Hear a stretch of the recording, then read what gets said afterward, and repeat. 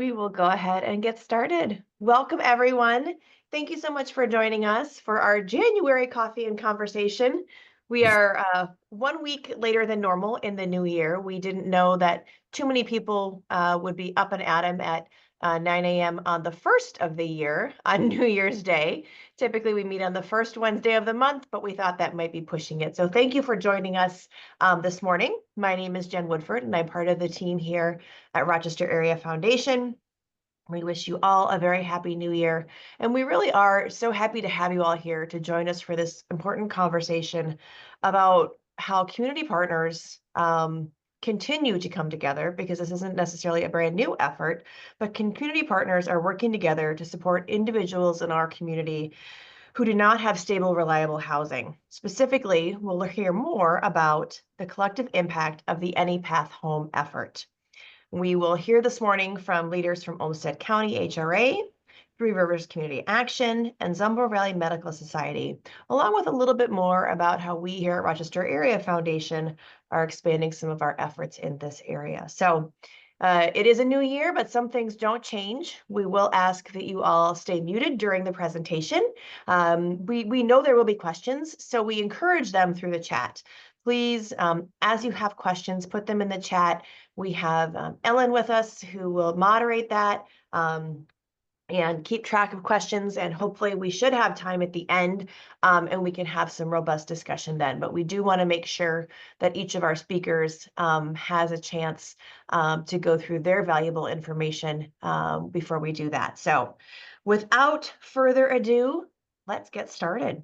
Our first speaker this morning is Dave Dunn, and he serves as the Director of Housing and Planning at Olmsted County. Dave has a master's degree in urban and regional planning from the University of Iowa. It's okay, we still like him. Dave worked for the city of Des Moines as a senior city planner and served for 3 years as assistant planning director at the Rochester Olmsted County Planning Department before becoming the Olmsted County Housing Director in 2016. And then last year sometime, he went with his brand new expanded role. So welcome, Dave.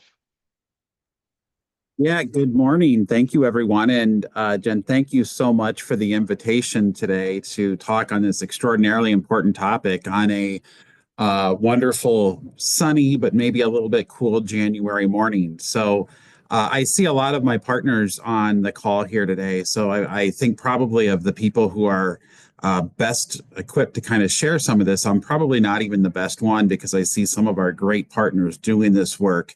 But the request was to share just a little bit of an overview of Any Path Home and a little bit of information about the work that Olmsted County is doing in this area. So I do have a presentation, and for those of you who know me, that should be absolutely no surprise. That just is a couple of slides that I'd like to share. And so hopefully if this works out the way that I hope, you'll be able to see my slideshow. And it looks like you can, so that's a wonderful thing. So yeah, just a little bit about Any Path Home. So we have been working now for most of the last year, if not a little bit longer, with a lot of the different entities in our community who are addressing unsheltered homelessness. And Any Path Home is really us coming together and saying, how do we work in unison to ensure that everyone has a home in Olmsted County? And so that is our shared purpose, is really to help connect people to housing, because we know that housing and services and homelessness, and we have seen that, and people are able to thrive when those circumstances are put in place. In order to do that, we spent a lot of time in this last year as a group really looking at building and reinforcing our system, again with that goal to connect people to stable housing.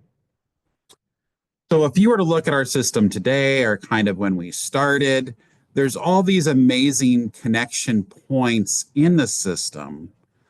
Our agencies, whether it is the Landing or Salvation Army or Three Rivers or Catholic Charities, I'm sure I'm missing others, our partners at the city, are all doing amazing work in this area.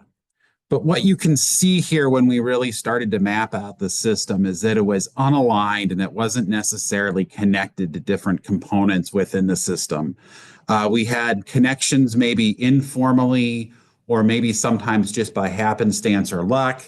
And the system, the way that it sits today, and as we're transforming it, is really confusing to go through. And it has multiple steps in the process. And in spite of best efforts, sometimes we duplicate work. And so, what we really tried to do with Any Path Home, at least the first part of this work, was to really kind of restructure our system. And you can see here that all of the lines are out of place. And really, what we're trying to do is align a system in which we have alignment collectively along these core principles. And so, the first thing there on the top, I'll just kind of highlight is that we are have one backbone agency, which is I'll share your thunder, Jen, is the Rochester Area Foundation is serving in that capacity that provides system structure and alignment. So really that helps to organize and structure the work that all of our individual agencies are doing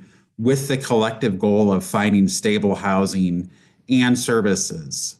And so you can see here kind of that unified perspective, which starts with really system entry.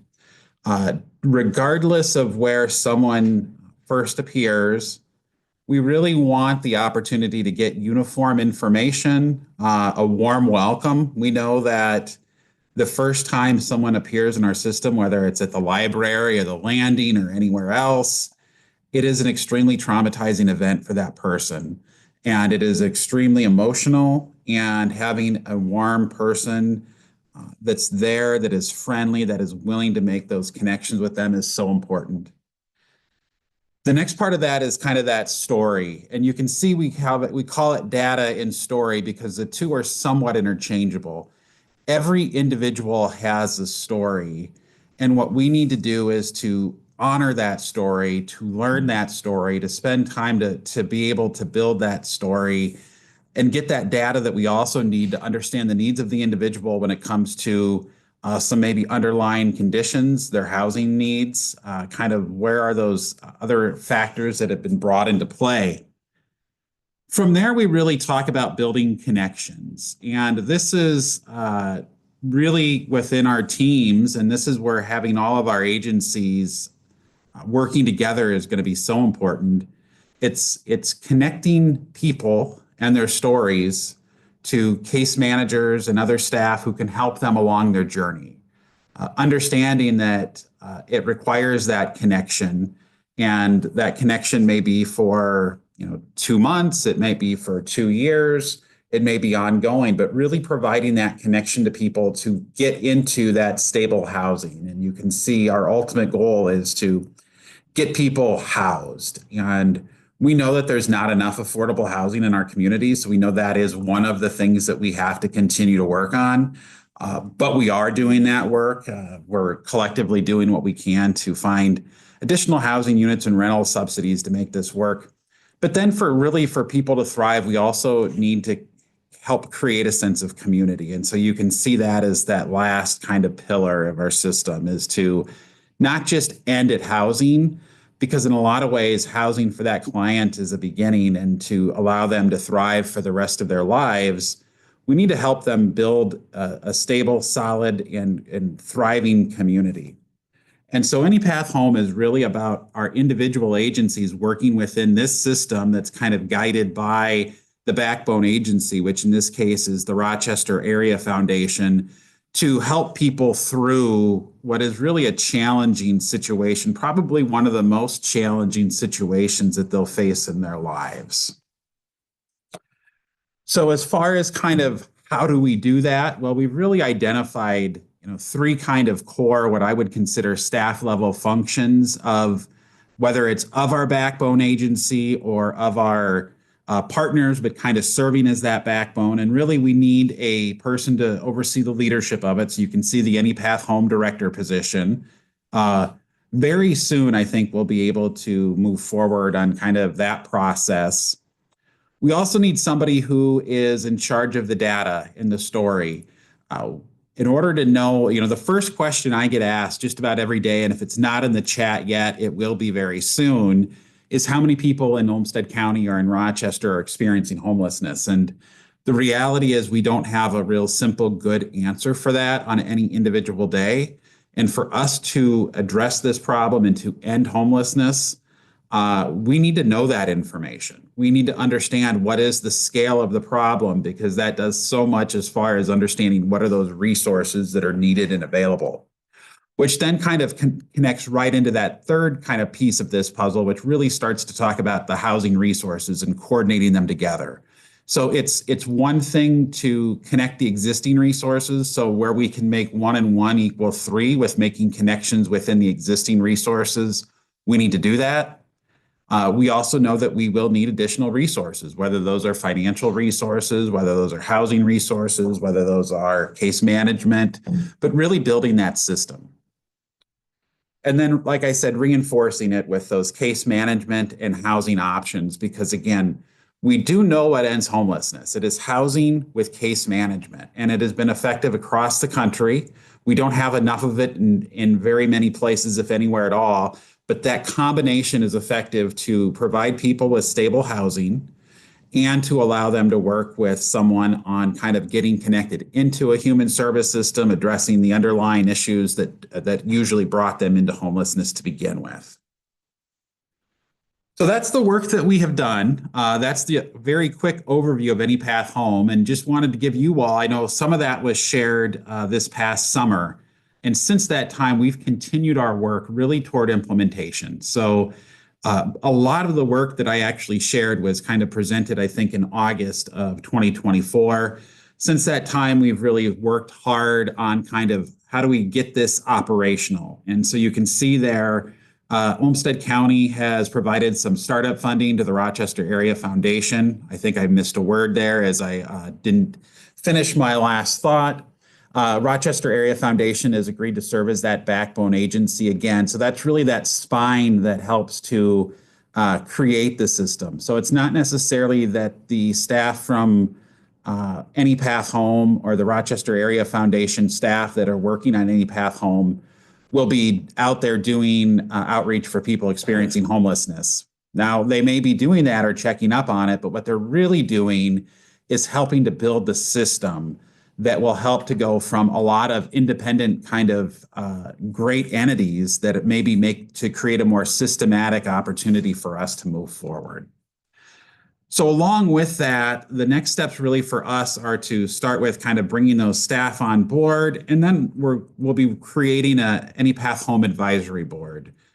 We're looking to bring together public, private, and nonprofit leaders along with people with lived experience to really come together to have an opportunity to lead this effort locally. This is not any one institution or one agency that is required in order to address this issue. We know that homeless is complicated and complex, and so having an advisory board that represents our community and all of the diverse interests is our intent. And so that will be something we're working on creating over the first probably quarter to maybe into the second quarter of 2025. So that's Any Path Home. And what I do want to do, and I'm going to do a time check. It looks like I'm already a little bit on the long side. So I'm going to just very briefly hit the last couple of slides because most of Any Path Home work is geared toward single adults experiencing homelessness, at least to start. And that's really because we have to start somewhere. The ideas behind it and the processes will actually shift into how we work with youth and families as well. But there's some other family initiatives I just wanted to hit on very quickly. So we have been partnering with Rochester Public Schools, and we have social workers embedded in the school district that work specifically with school social workers, teachers, and administrators to work with issues related to housing for students. We have the school district actually has an eviction prevention specialist now on hand. And so we're really doing this work in the school district to target families because we know that's where families feel most comfortable getting assistance. This just provides some of the numbers from that partnership. And I thought I like to do head and heart arguments because it's one thing to be able to share those individual stories. It's another to kind of share some of the numbers so you can see there the success that we've had. The unfortunate thing, you can already see the numbers that we had 580 students last year at one time experiencing homelessness. And you can see that we were at 220 as of the end of October. And What happens there is that number resets every July 1st. So you start with 0 on July 1st, and then on June 30th, that's your number for the year. And you can see some of the other work that we are doing to help with family homelessness there. One other thing I'm just going to highlight and just take a brief second on is that we are partnering with Family Promise. I think next Thursday there is a open house at the new Promise House, which is at 1621 10th Street Southeast. It's a partnership with Family Promise in Olmsted County we renovated a former group residential housing facility into a family shelter. It is an amazing facility, and we are extremely excited about the work of Family Promise in this area and transitioning the new families in. Of course, a couple of these are dated. It took a little bit longer. It didn't happen in December because construction was a little behind. We had the one inevitable one part that we needed for construction that was stuck somewhere that we couldn't get for 2 months. So we're a little behind schedule, but we're excited now that open house is next week, and I invite you all to attend. And I think with that, that's really my last slide.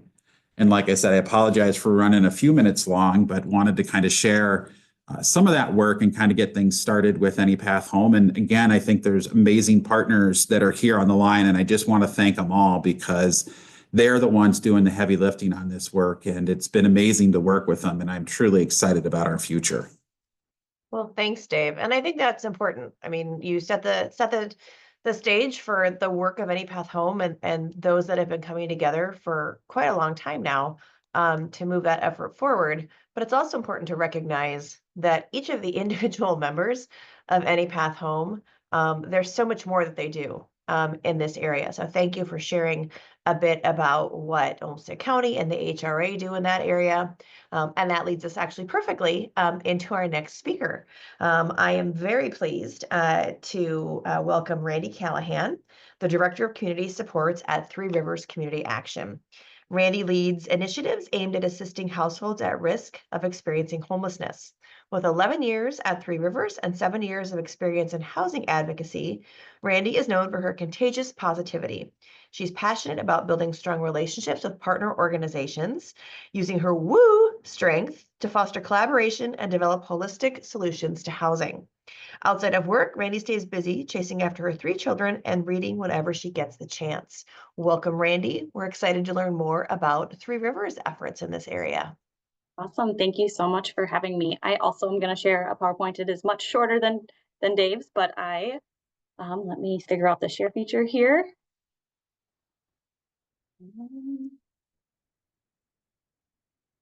Can everyone see that?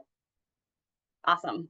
So again, thank you for having me. I work at Three Rivers Community Action, and I always like to start with a little plug to Three Rivers because I love our history and the robust era that we were born out of. We were founded in 1966 when the Civil Rights Movement and the War on Poverty was declared.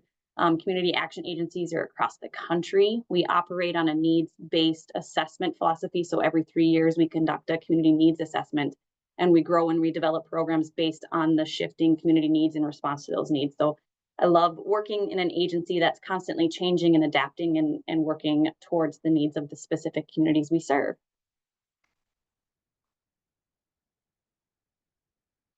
Our Community Support Services Department encompasses housing advocacy, and I like to touch that we always focus on the strength and the potential of our participants. So we don't ask our participants what's wrong, we ask what are they capable of. We want to see the value and the capacity and the connections that they have and can make.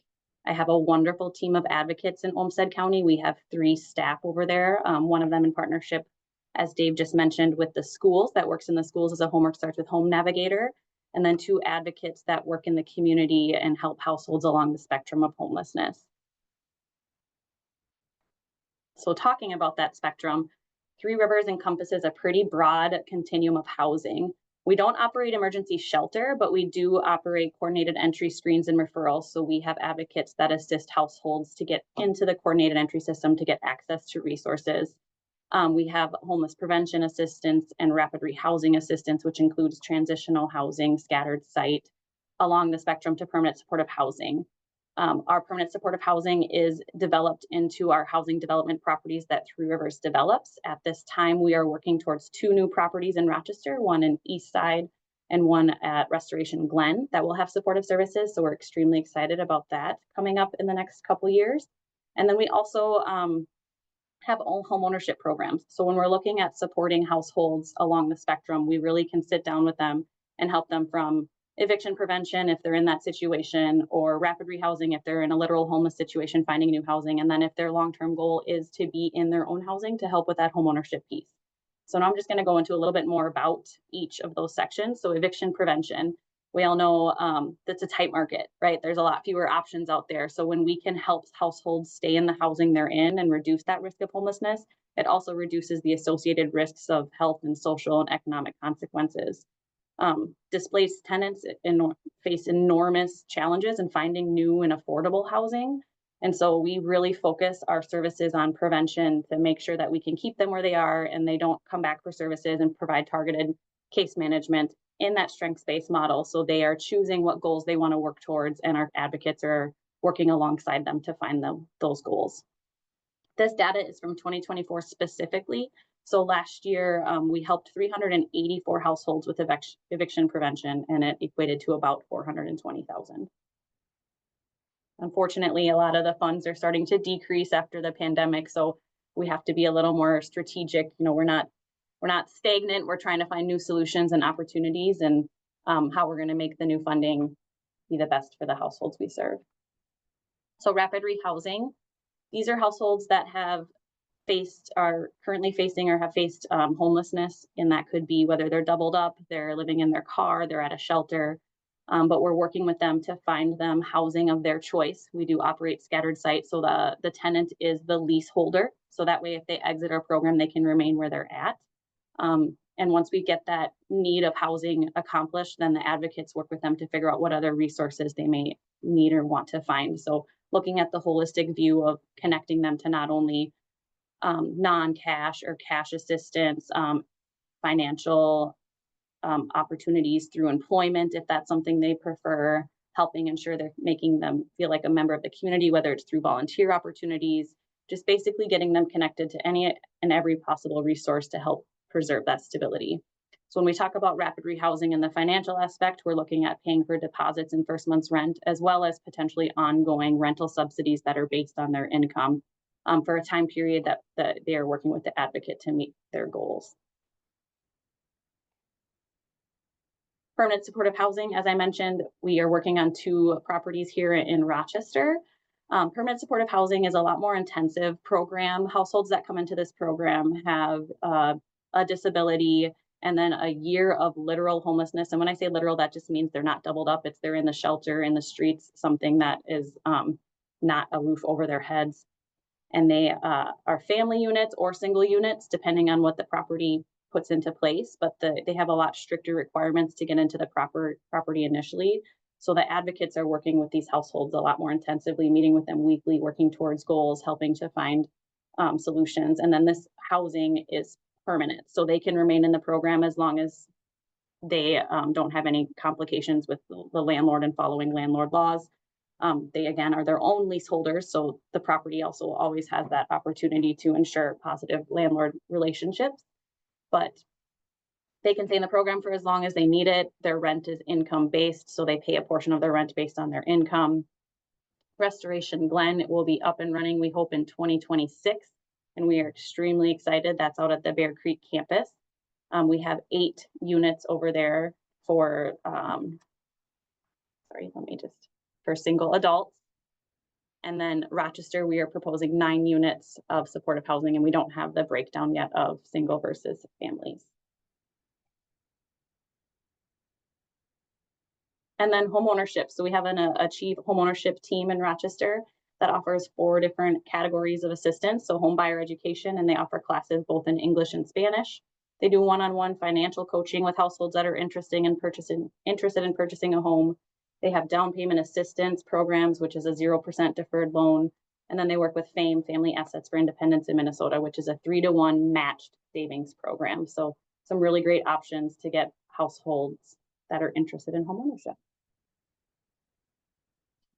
And then, as I mentioned a couple times, we have a lot of wraparound services, and we're always looking to meet community needs and not stay stagnant. So we had a household who kept coming back to us because she kept getting behind on rent because she couldn't keep employment. And so we, instead of just keep coming in with financial assistance, we dug down and said, okay, what's really going on here? She had a car that needed repair. She couldn't pay for the repair. Since she couldn't keep her car, she was having a hard time trying to get her kiddos to school on time, which then resulted in her losing her job. So what did Three Rivers do? We looked into programs to support car repair. We applied. We got a program last summer. We've been working for car repairs now, got her back on her feet, and now she's stably housed with her employment back in hand. And we are now looking at continuing car repairs because we see it's such a big need and can help a household in such dramatic ways with that. So in the last year, we've helped 32 households with car repairs totaling $74,000. We also get some smaller contingency funds and can help with various things such as past due utilities. Sometimes we help with like school activity fees if a kiddo can't afford being in a football or gymnastics, something like that. And then the agency in general also has energy assistance. So we always ensure that they're connected to other resources our agency offers, or as well as food support, food shelves, things like that. And I think that's it. How do I stop share now? No, it's kind of nice to see your pretty flowers. I'm trying to figure it out. I don't see. Oh, there it is. Stop there. Well, thank you, Randy. I think sometimes this is really helpful just to know a little bit also of who does what, because it is pretty complex. There are so many things that our community does and the different organizations do. And as Dave shared earlier in his slide, a lot of times, the lines cross and they go this way and that. And when you don't know where to send someone, that can be really tough. And it can take a while to figure it out, or you risk sending somebody to the wrong place. And then that individual is, of course, at risk of not being able to get the help that they so richly deserve and that they really, really need. So thank you for sharing more about the work of Three Rivers. We have another fantastic duo of speakers up next. We have Beth Kangas and Colin Johnson with Zumbro Valley Medical Society. Beth serves as the organization's executive director for the professional membership organization for physicians and medical students. 4 years ago, Zumbro Valley Medical Society started a street medicine program created to bring new educational and service opportunities for medical students, aimed at bringing healthcare out of the clinical setting and directly to underserved populations. Colin is a person with lived experience of houselessness who currently works with Zumbro Valley Medical Society Street Medicine Program and is a co-founder of The Table. Welcome, Colin and Beth. Thank you all very much. We're excited to be with all of you. Thank you for including us. Let's see. So as you heard, we started a street medicine program. And we recognize that it's not enough to bring healthcare to people, that really housing and being housed can directly affect people's health, and being unhoused can directly affect people being unhoused. Or being unhoused can directly affect people's health. And one project that we worked on was recuperative care, which is for people that would be discharged from the hospital to home, but a tent or a shelter isn't a suitable place to continue healing from surgery, or not a suitable place to prepare for a colonoscopy, for example. So we started planning recuperative care, which became a Medicaid supported service in January of 2024. And we did that with potential end users. And then in June, July, we co-founded with the group that was providing guidance on recuperative care. We co-founded The Table because we realized that people can give input on many more projects. And so Colin was the co-founder. Yeah, so the table, we just a group of people who have experienced being unhoused that gather together once a week to try to give input to people who are trying to house people, like Any Path Home. They were one of our first clients. we advise. Yeah, Yeah, and the table stands for, team of advisors bringing lived experience. which we believe is a time that an acronym is well suited. So we'll just scroll here through the webpage for the tables to give you a sense where we didn't just want to be given a seat at the table. So we went ahead and created the table. Here's who we are. This is our team of our leadership team, and then the members. We did a community cookout. We had lots of mac and cheese and hot dogs and cake. And the reason we did mac and cheese was prepping you. I just always had this vision of making a big batch of mac and cheese. You always find mac and cheese all over the place, but sometimes it's hard on the street to make a box of mac and cheese. So, and then we, as Colin said, our first client was Any Path Home. We also did Olmsted County Public Health. We did a convenience survey for the community health needs assessment. And then the table is always open, can we say, to getting in, if you want perspectives of people with direct experience, you can contact us for the table.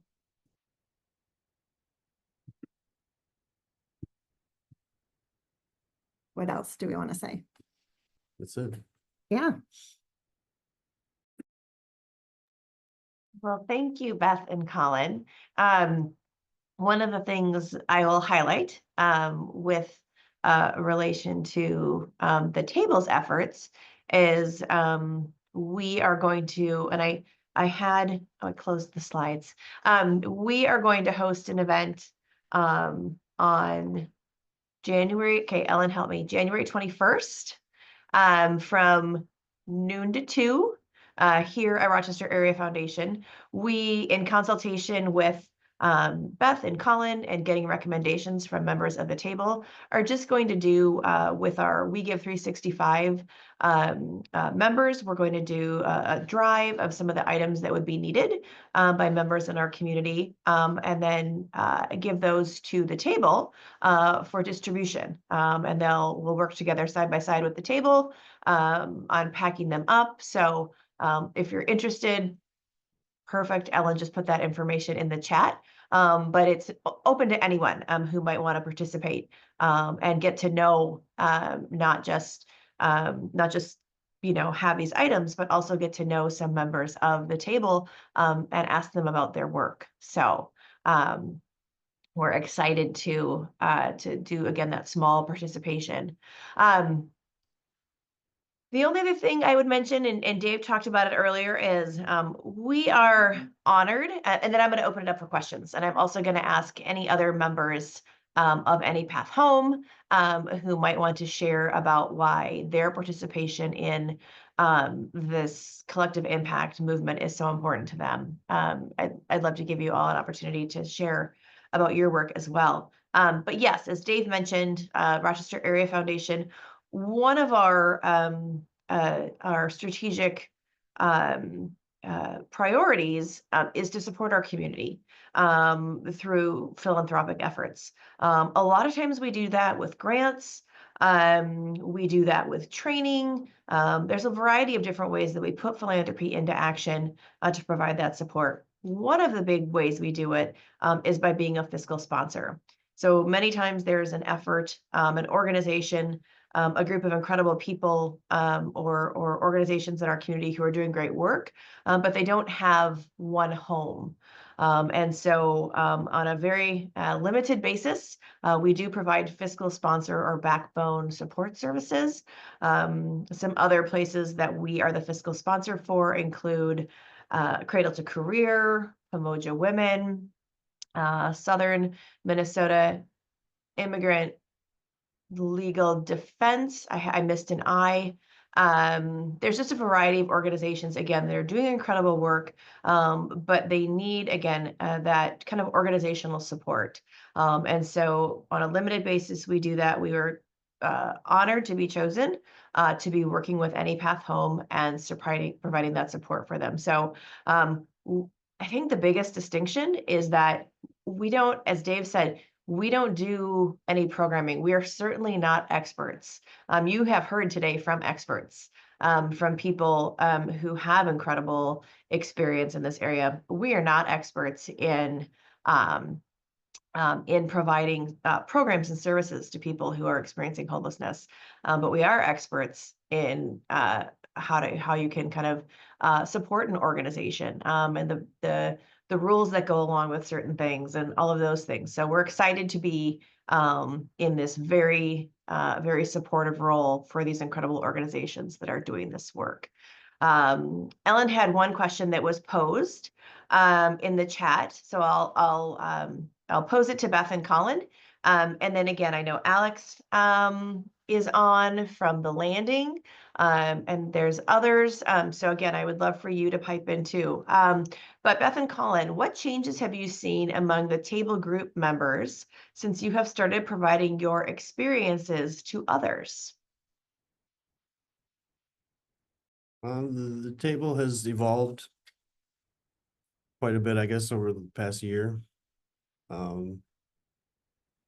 As people get housed, they tend to not show up anymore, or maybe they move away, or some people have had some health issues that they've had to deal with.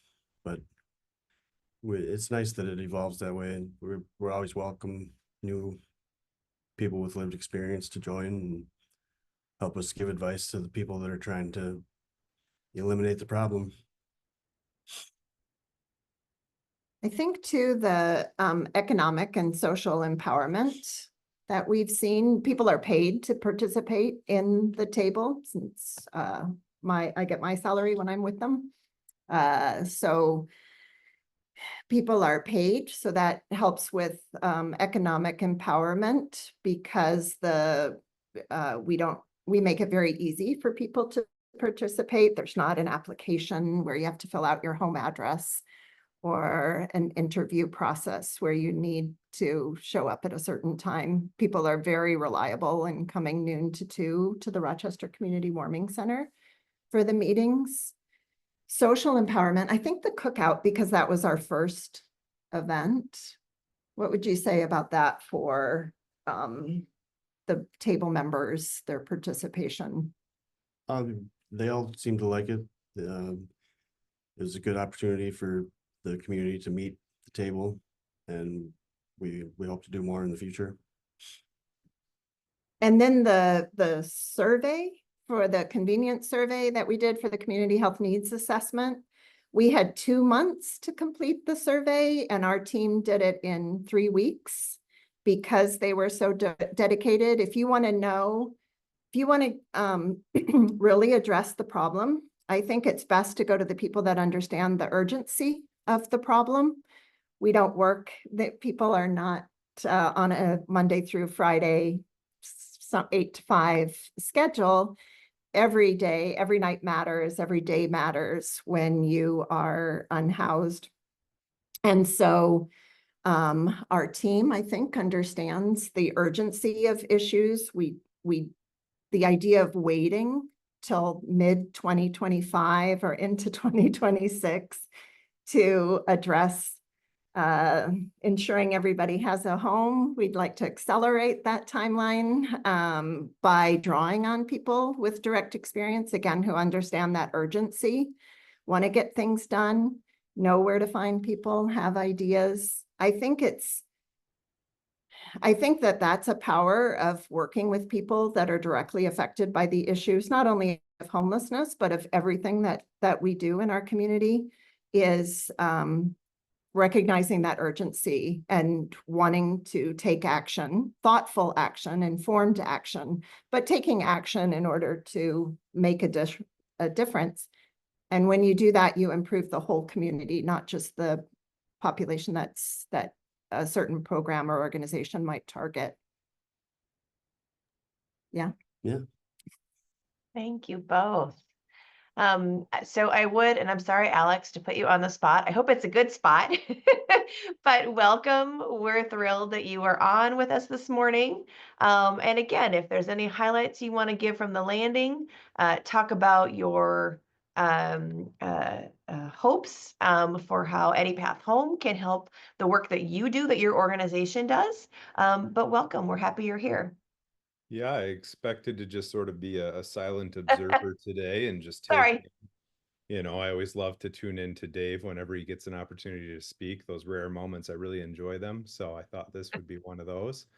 No, I'm glad to talk about it. Glad to talk about the table. I've gotten the privilege to be invited and allowed to attend those meetings occasionally with Beth and Colin, and the work I've seen there has been just remarkable. As far as Any Path Home is concerned, I think as somebody who's been in this community kind of doing this work, I think 13 or 14 years now, working with people experiencing homelessness and the different ways that's looked over the last 13 and 14 years.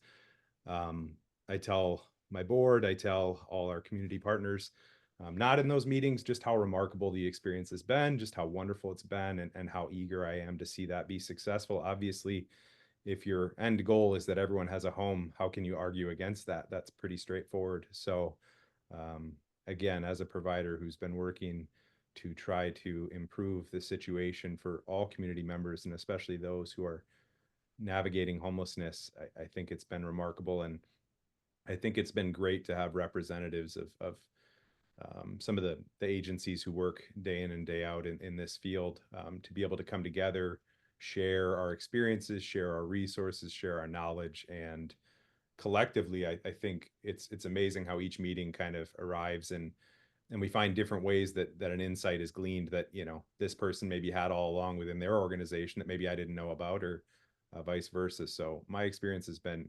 wonderful, and we're at a really big moment, I think, as a coalition, as a group. And I think we are continuing to navigate the things that come up with grace. As you can imagine, I think 9 or 10 agencies, whatever we are as a steering committee right now, things come up. And so it's wonderful when we sort of meet those things with compassion and dignity, and really find solutions that are promising. And I feel really motivated that we've landed with Area Foundation as a place to kind of nest and grow that work. So again, I didn't arrive here with any speaking topics. I've got no presentation plan. Maybe Dave can get me one here quick, but otherwise I'm going to stop ragging on Dave, let him be, and turn it over to anybody else that wants to talk. Thanks, Jen. No, thank you, Alex. I just wanted to really just to acknowledge and highlight the important work of the landing as well. And many of us do know Dave's love of a good PowerPoint, so it's a well-deserved ribbing that he's getting perhaps by you.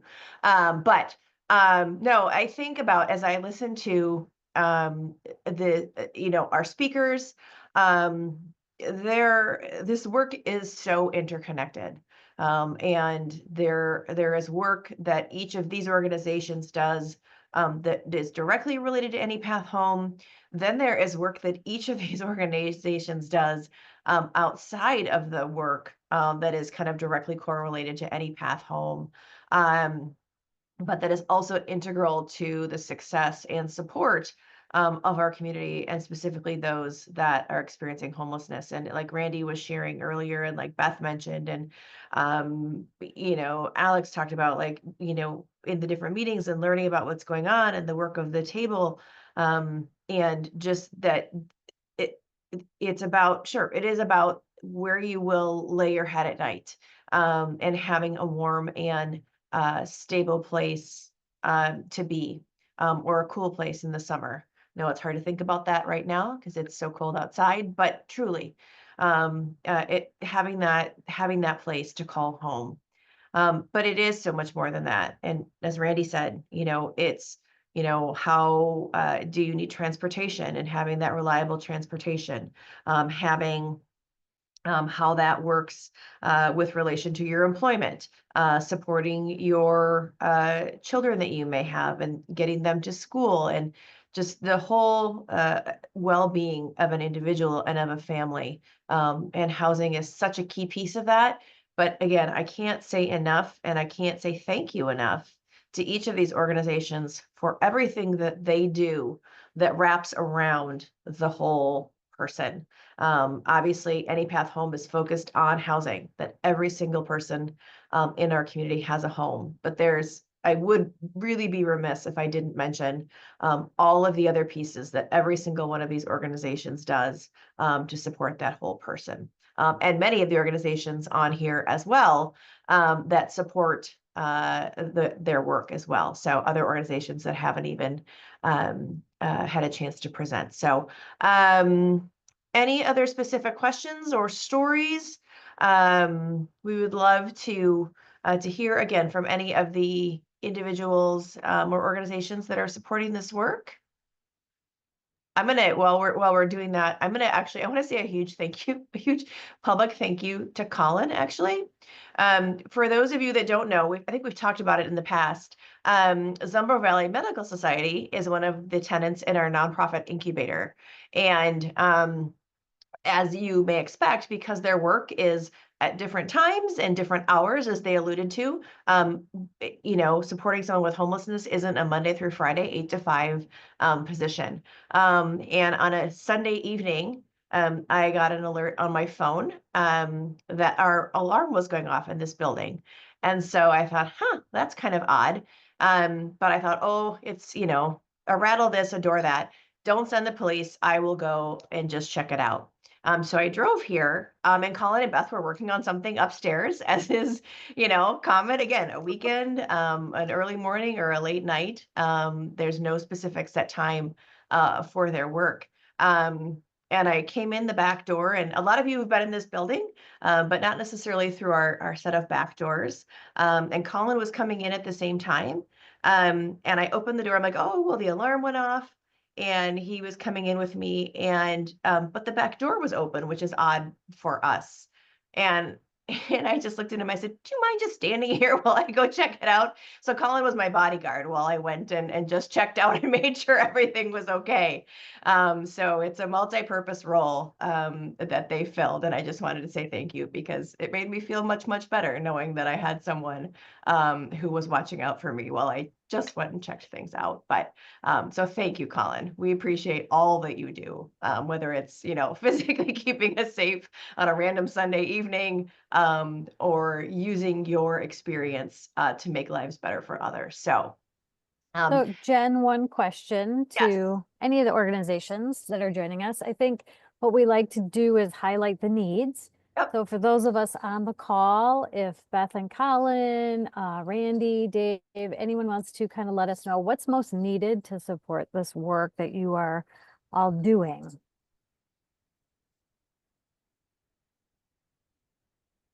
And anything outside of the box, perhaps. Right. I think, we're all aware of the need for additional funding.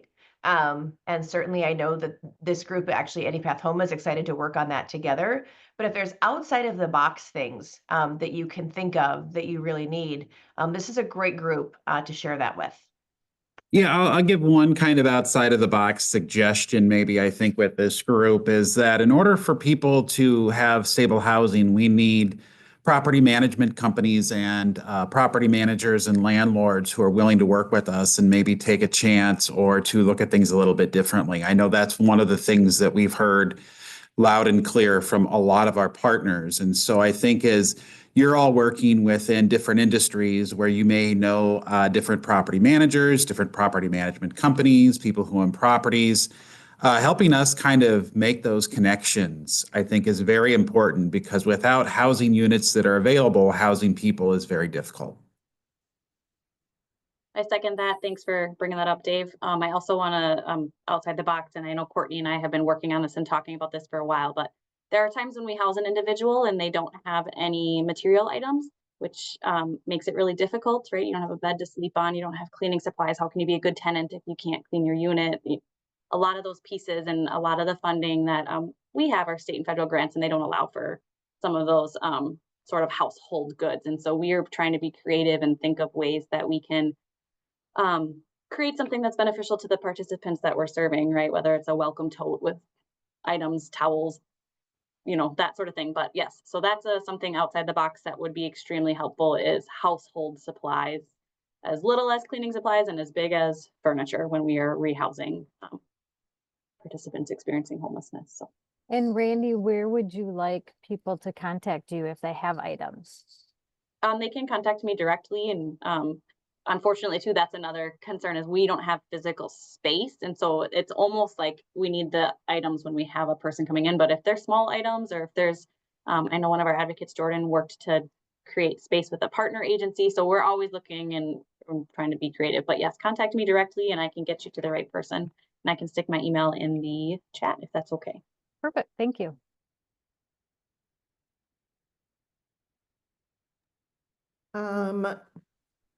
You were saying, I was saying gift cards are good for that kind of thing. It's easy to store the gift cards, and then people can go Walmart or Hy-Vee or wherever the gift card is for to get those kinds of things. And at the end of the day, they know what they need the most, so it's beneficial in that way too. I know the landing is in the past giving out gift cards, and people are always very thankful to have those gift cards. That's a I great think- idea. Thanks, Colin. I think an out of the box-ish or we would accept funding if you would like to direct it to us or to the table. I think also when we're thinking about social empowerment with the table, and then by extension, the whole community, the unhoused community members, the chance to meet with people, because we want to sort of alter the power dynamics of who's served and who receives and who serves. That was part of the idea with the cookout of who can serve food and who can receive food. And then also the chance to sit together. I see City Council Member Keene is here, and last year you came to meet Colin and 2 other members, but that was before the table. So come on back to that, so that we can humanize the experience of homelessness, but also of leadership and the people that are making decisions about policies that directly affect people's lives. And so, like in the one comment from the table about the convenience survey for the community health needs assessment was that people will understand that the uppers care about them, and that the lowers are not just lazy.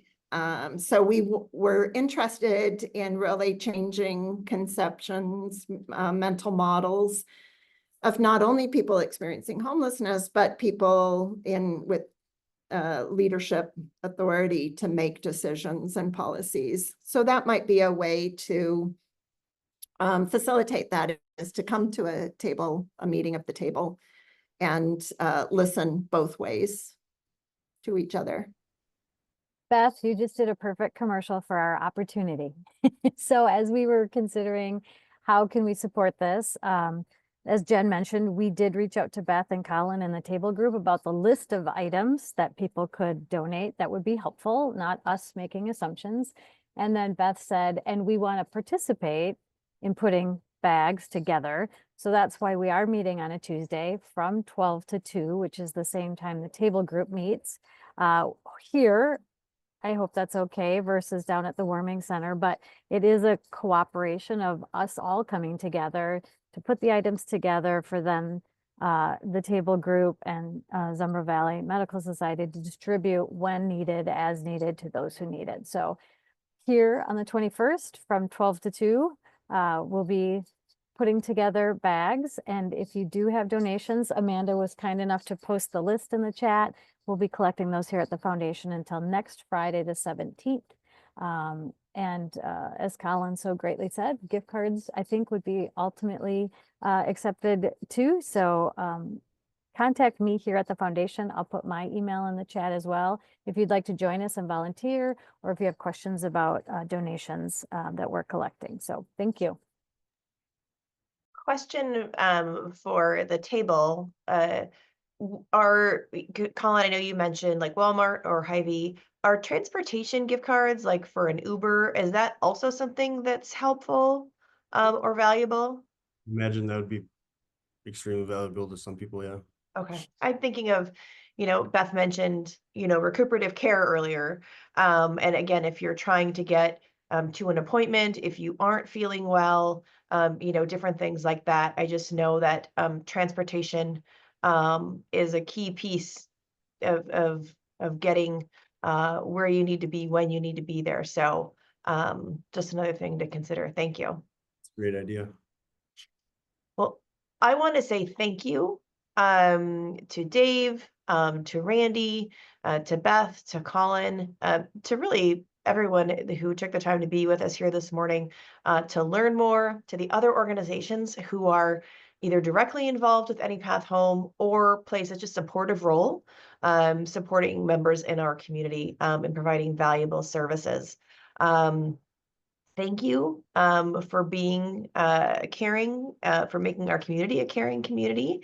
And again, we're excited to be a very, very tiny part of this work behind the scenes. And we will continue to push forward opportunities to support this work. So Randy put her information in the chat. We have the information coming. We have the event coming up. Reach out directly to Beth and to Colin, to the table. We can reach out to the county and their efforts around housing. There's so many great things going on. So again, thank you so much to all of you for your time this morning. Hopefully there was a little something you learned or something that you felt inspired by a call to action. So we will have you hopefully join us again on the first. We'll be back to the first Wednesday in February for our regularly scheduled day and time for our February coffee and conversation. But until then, thank you again for joining us. Have a wonderful day. Do your best to stay warm, and we'll see you in a few weeks.